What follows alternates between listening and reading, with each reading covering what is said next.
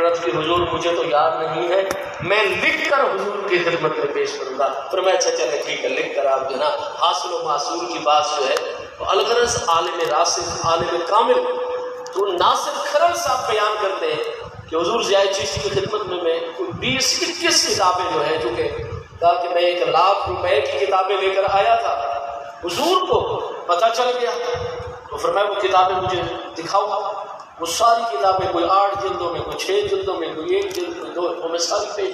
آپ سب کو دیکھتے گئے آخر پر کتاب ہے 101 احادیث قدسیہ پر مشتمل، اس کا ترجمہ ایک دیوبندی فاضل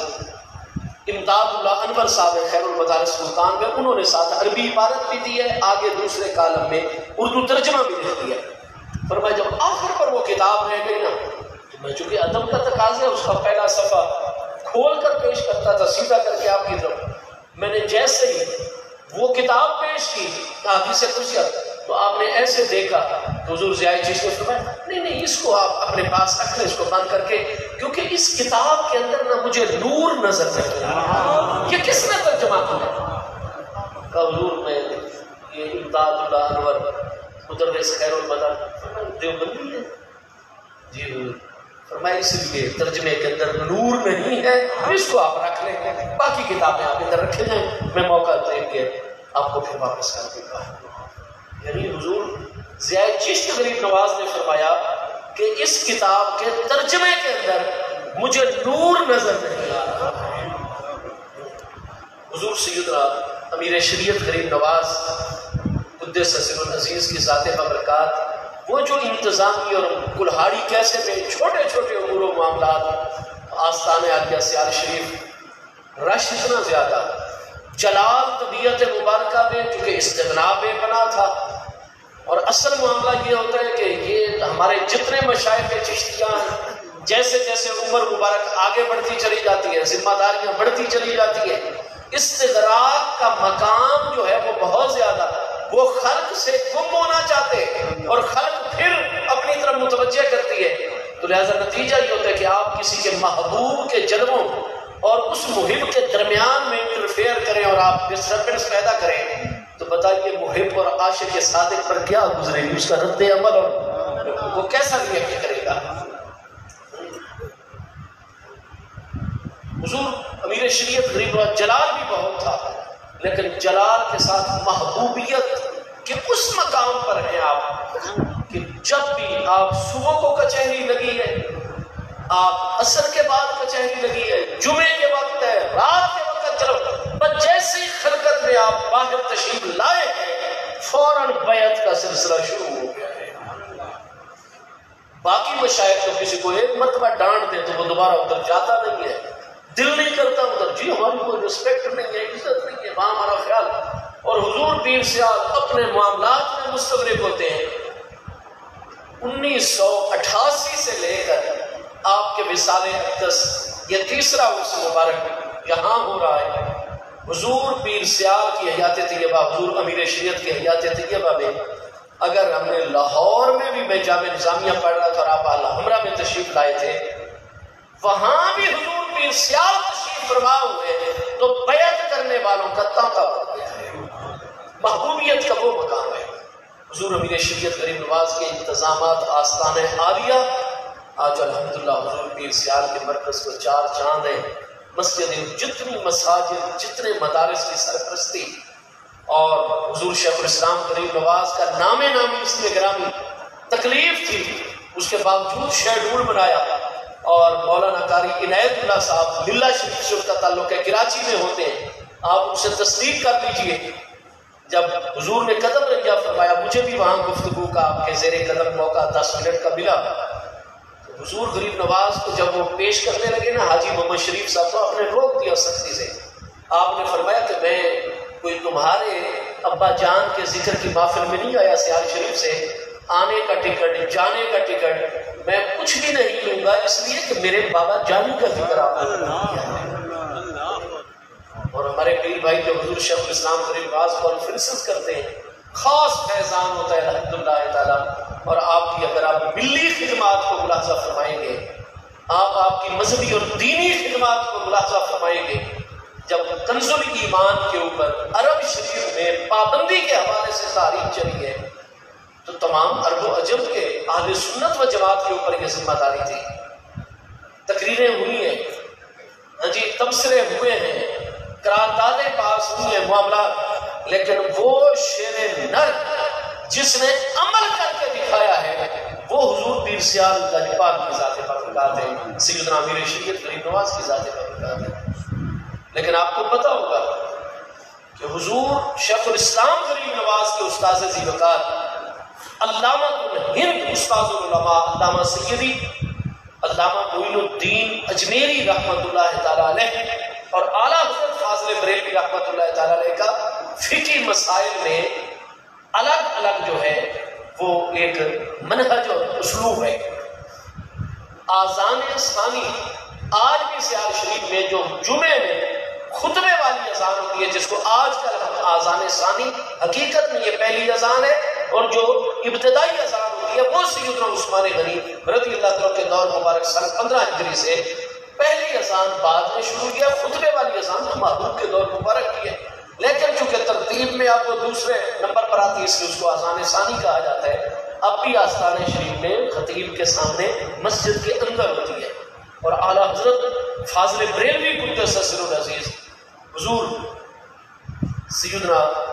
امام اہل سنت مجدد دین و ملت سید امام احمد رضا فاضل محدث بریلوی قدس سر العزیز, ان کی تحقیق ہے کہ خطبے والی جو آذان ہے یہ ہونی چاہیے بالکل خطیب صاحب کے سامنے پینا یدا الخطیب ہے. خطیب جہاں ممبر پر بیٹھتا ہے جمعے کا خطبہ دینے کے لیے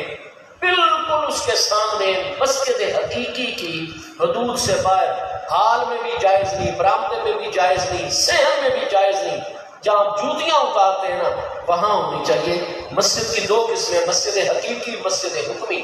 مسجد حقیقی میں وہ فرماتے ہیں آزان مکروہ تعلیمی ہے,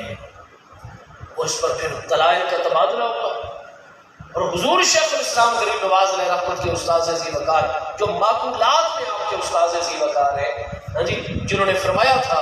کہ صاحبزادہ محمد قمر الدین صاحب کے بارے میں مجھے نظر آ رہا ہے یہ بیٹھ کر پڑھا نہیں سکیں گے, لیکن میں جامعہ عثمانیہ اجمیر شریف میں جتنا طلباء کو پڑھا رہا ہوں وہ صرف صاحبزادہ محمد قمر الدین صاحب کی وجہ سے پڑھا رہا ہوں, اور اس لیے پڑھا رہا ہوں کہ محمد قمر الدین صاحب جو ہیں یہ آیت من آیات اللہ ہیں, اور قیامت کے دن جب میزان پر اللہ کی بارگاہ میں جاؤں گا اور اللہ مجھ سے پوچھے گا معین الدین میرے لیے کیا لے کر آئے ہو, تو میں سیال شریف کے صاحبزادہ محمد قمر الدین صاحب کو پیش کروں گا, اللہ پاک میں نے اس پیارے صاحبزادہ صاحب کو معقولات پڑھائی, اس ہستی کو پیش کروں گا جس ہستی پر اپنے مشائخ اپنے اساتذہ اتنا آیت من آیات اللہ قرار دیتے ہیں. الگ الگ اختلاف ہے چند مسائل فقہ کے اندر, اعلیٰ حضرت فرماتے ہیں حی علی الصلاۃ پر کھڑے ہوا کریں اقامت میں, حی علی الفلاح پر بالکل آپ نماز کی تیاری کی حالت میں آ جائیں. لیکن آستانہ مقدسہ سیال شریف میں مشائخ نے چشتیہ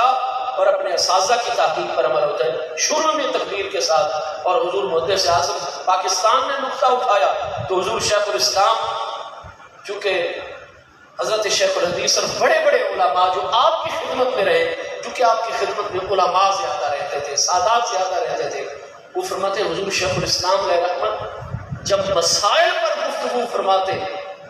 تو یہ جتنے بھی منطق کے معلے میں اول معلے میں ثانی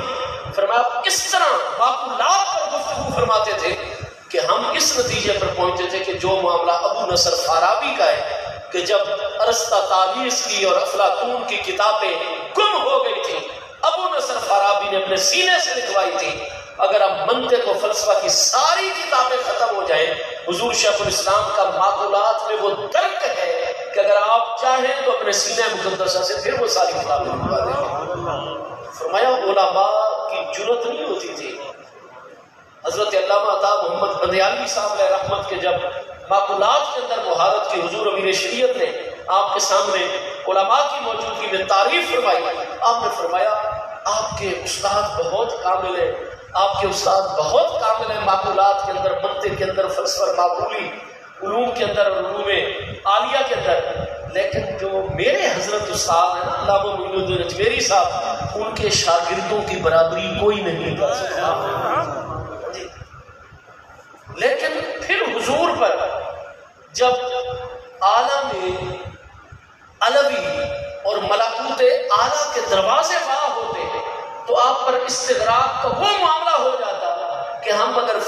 کا ابتدائی وضو کے مسئلے کی طرف ہی متوجہ کرتے، بار بار توجہ دلانے کے باوجود حضور کلام فرماتے، لیکن اس طرح کے جیسے حضور نے تو کوئی کتاب پڑھی ہوئی نہیں ہے، کیونکہ استغراق ہو جاتا تھا اور توجہ ادھر ہو جاتی تھی حقیقت مطلقہ کی طرف۔ الغرض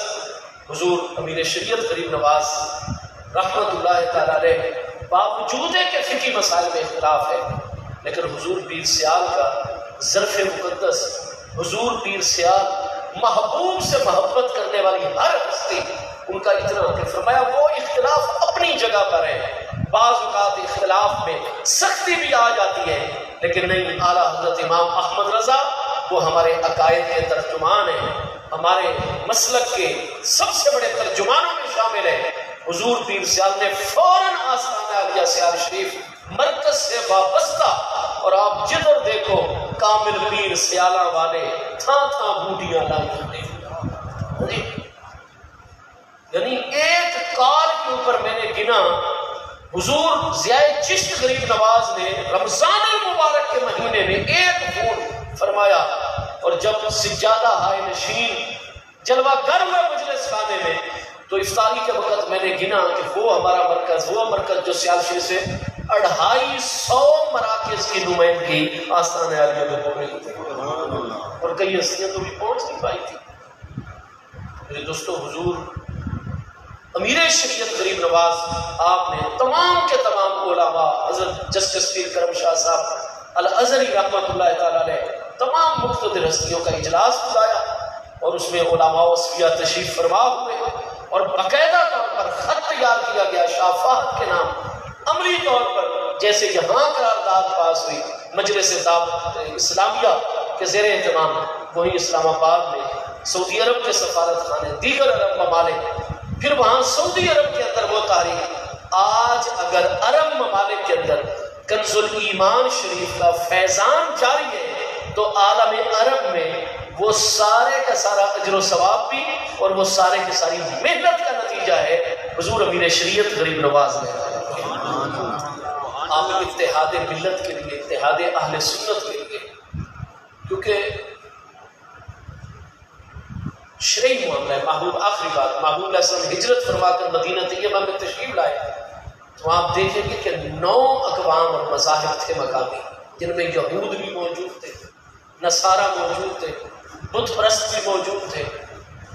مجوسیوں کے کوئی لوگ بھی موجود تھے۔ محبوب علیہ السلام کے پیارے غلام انصار و مہاجرین سیدنا مصعب ابن عمیر کی جلوہ گری سے بڑی تیزی سے اسلام پھیل رہا تھا، اکثریت محبوب کے غلاموں کی تھی۔ اب میثاق مدینہ ہوا، اور اس میں باقی اقوام اور باقی مذاہب کو جب مدینہ طیبہ کی ریاست کا تصور محبوب علیہ السلام نے عملی طور پر پیش فرمایا، ریاست کے فوائد بیان فرمائے، وہ سارے لوگ، لیکن انہوں نے سوال اٹھایا کہ حضور ہمارے مذہبی معاملات کا تحفظ کیسے ہوگا؟ محبوب علیہ السلام نے فرمایا ریاست کا سرکاری مذہب اسلام ہوگا، انصار مدینہ اوس اور خزرج ہوں یا اوس اور خزرج کے جتنے بھی ذیلی قبائل اور خاندان، بنو نجار ہو، بنی عوف بن عبد الرحمن ہو، فلاں فلاں، اور جتنے مہاجرین تشریف لا چکے ہیں، ہماری آبادی بھی دیکھیے مسلمانوں اہل توحید کی، اور آپ اپنی آبادی بھی دیکھ لو، حضور آپ اکثریت دیں، تو فرمایا پھر ریاست کا تصور بھی ہم آپ کو پیش کر رہے ہیں، جب بیرونی قوت حملہ آور ہوگی ساری ریاست آپ کا دفاع کرے گی، اور آپ بھی ریاست کا دفاع کر رہے ہوں گے، اور یہ ریاست کے عملی فوائد آپ کو ملیں گے، آپ شہری ہوں گے، سرکاری مذہب اسلام ہوگا، لہذا 2 ہی چیزوں کا آپ سے مطالبہ ہوگا۔ نمبر 1، آپ اسلام کے کسی حکم کا مذاق نہیں اڑائیں گے، کوئی توہین گستاخی کوئی ایسا کلمہ زبان سے نہیں نکالیں گے، اکثریت کے مذہب اور سرکاری مذہب کا آپ احترام کریں گے، خود آپ کا جو بھی مذہب اور عقیدہ ہم اس میں کوئی مداخلت نہیں کریں گے۔ اور دوسری آپ کو یہ شرط پوری کرنی ہوگی کہ آپ ریاست کے ساتھ وفادار نہیں ہیں، ریاست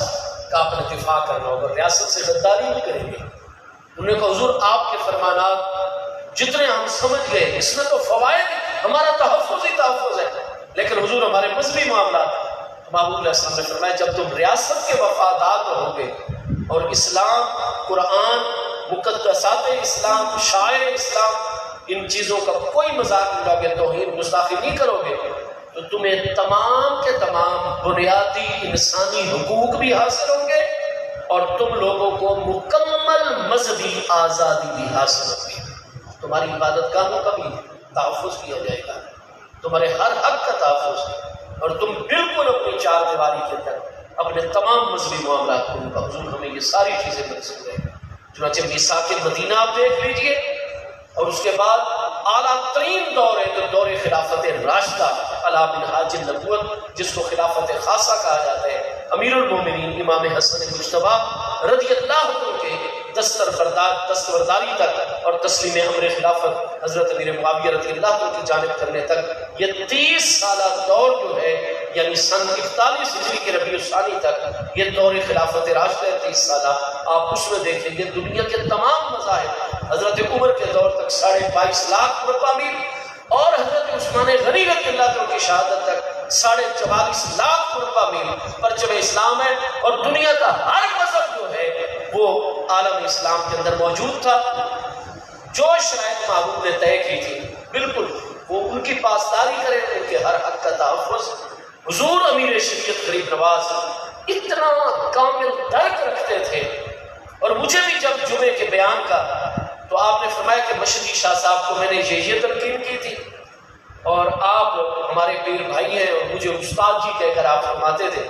تو فرمانے لگے کہ آپ ان چیزوں کی طرف خصوصی توجہ رکھیں گے.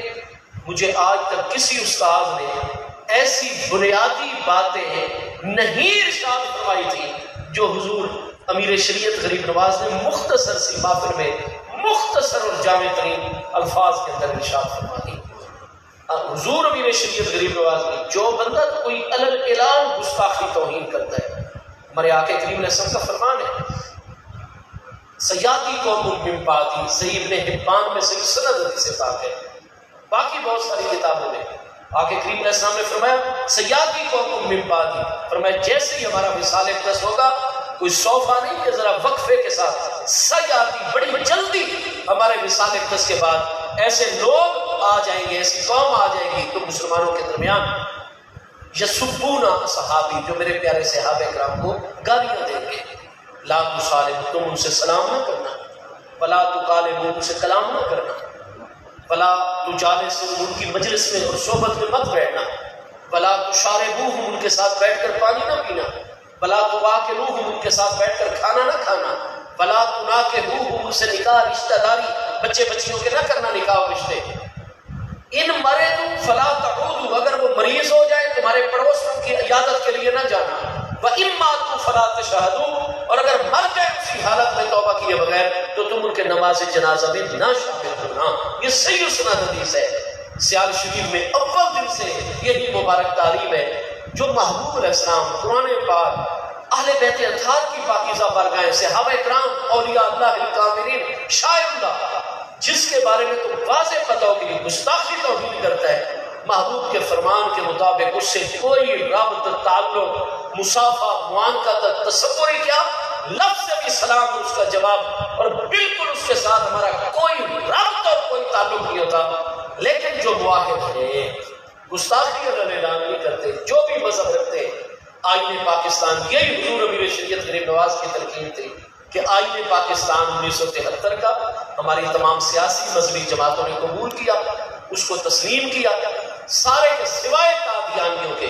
قادیانی ختم نبوت کے منکر ہیں، گستاخ ہیں. محبوب علیہ السلام اور عیسیٰ علیہ السلام، حضرت سیدہ مریم علیہ السلام اور انبیاء کرام علیہ السلام کے معجزات جو قطعیت سے ثابت ہے وہ ان کے منکر ہیں، اور مسئلہ ختم نبوت جو ضروریات دینی میں اس کے منکر ہیں. گستاخ بھی، منکر بھی، اور اس کے ساتھ ساتھ وہ آئین پاکستان کو بھی تسلیم نہیں کرتے، جس کی وجہ سے وہ پاکستان کے جائز شہری قرار پائے اور ان کے بنیادی شہری حقوق ہم پر آئے. وہ چیز تو فرمایا یہ احمدی گروپ والے، چاہے یہ لاہوری احمدی مرزائی جو ہے قادیانی، یا یہ ہو لاہوری کہلانے والے یا مرزائی کہلانے والے ہوں،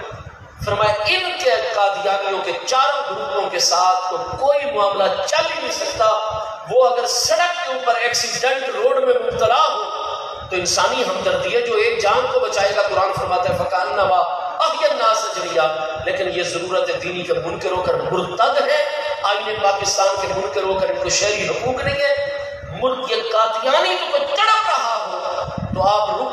بوتل میں سے پانی کا قطرہ بھی اس کے حلق میں نہیں ڈال سکتے، جو پانی کا قطرہ بھی اس کے حلق میں ٹپکائے گا اللہ کی لعنت اس پر برسے گی۔ وہ تو واجب القدر ہے، لیکن عوام کو قانون ہاتھ میں لینے کی اجازت نہیں ہوتی۔ وہ ریاست نے کرنا ہے جو کچھ کرنا ہے، ریاست کی اپنی مجبوری ہے تو قیامت والے دن پیش کر دیں گے۔ ہم ان کو کہیں گے کچھ نہیں، لیکن ان سے کوئی ربط تعلق کاروبار بانٹنے تک، ہاں قادیانیوں مرزائیوں احمدیوں قادیانیوں لاہوریوں ان کے علاوہ باقی جتنے بھی مذاہب ہیں یا مسالک ہیں جس کے بارے میں ہم پتہ ہو یا اللہ اعلان گستاخی کرتا ہے، ہمارا اس سے کوئی رابط ہو جائیں گے، ہو ہی نہیں سکتا۔ ہاں اگر وہ گستاخی توہین نہیں کرتے ہیں اپنے معاملات میں تو ان کے شہری حقوق ہیں، ہمارے اوپر حقوق ہیں، وہ ہم ادا کرتے ہیں، تحفظ دیتے ہیں، خیال کرتے ہیں، غیر مسلموں کے مراکز وہ ساری چیزوں کا، جب تک وہ ہماری ریاست کے وفادار، آئین پاکستان کے وفادار، یہ ساری چیزیں حضور امیر شریعت جہاں عین شریعت طاہرہ میثاق مدینہ کا حوالہ دے کر دور خلافت راشدہ اور حضور امیر شریعت غریب نواز نے جب بھی کسی مسئلے کے اوپر گفتگو فرمائی تو ہمیں پتہ چلتا تھا کہ یہ جتنی ہم 30 سال کتابیں اساتذہ کرام کے برکت اور فیضان سے پڑھ کے جس نتیجے پر ہے، حضور پیر سیال حضور امیر شریعت ایسے لگتا تھا جیسے ساری کتابیں کھلی ہوئی آپ کی نگاہ اس کے سامنے ہے، اور شریعت کے معاملے میں جھول نہیں آنے دیتے تھے۔ جہاں ان چیزوں کی طرف توجہ رکھتے، شادی کا ہی موقع تھا اور آپ کو بڑے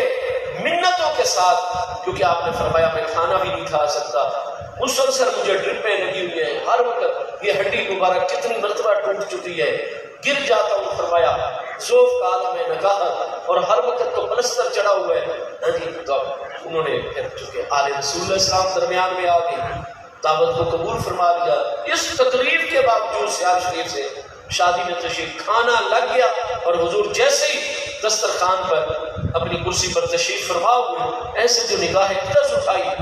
تو آپ نے فرمایا چلو بھائی اٹھتے ہیں یہاں سے، چلیں سیال شریف کرتے ہیں، وہی جا کر کھانا لنگر حضور پیر سیال حضور پیر پٹھان کا لنگر کھائیں گے۔ وہ میزبان حضور یہ تو ہمارے اہم سارے مہمان، اور کریم آپ کرم فرمائیں، اور باقی سارے مہمان ادھر خصوصی طور پر یہ اہتمام تھا، اور چیزا مہمانوں کو آپ نے ایسے بات ڈالنے کی کوشش فرمائی تھی، لیکن جب وہ بالکل ہی چکے وہ بیچارے اپنے جذبوں میں تھے اور اتنا اہتمام اور شادی اور اتنے لوگ، حضور نے کوئی جھجک نہیں ہو، اے شریعت اور محبوب کا حکم ہے، آپ نے فرمایا بالکل میرے بالمقابل جو دسترخوان کے کنارے پر ایک صاحب آ کر بیٹھے نا میرے علم میں،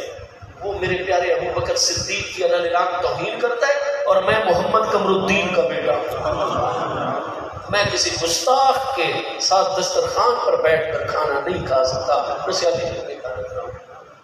غیرت عقیدہ، شیخین کریمین کی بارگاہوں کے ساتھ وابستگی، محبوب علیہ السلام کی تعلیم اور حکم کو پھر کسی کی کوئی پر الغرض ہے، یہ بارگاہیں ایسی ہیں اور ہم سب آپ کے غلام ہیں، تو جتنا بھی ذکر کریں تو مجھے بتائیے ذکر محبوب سے آج تک کون سا محب ہے جو کبھی تھکا ہو؟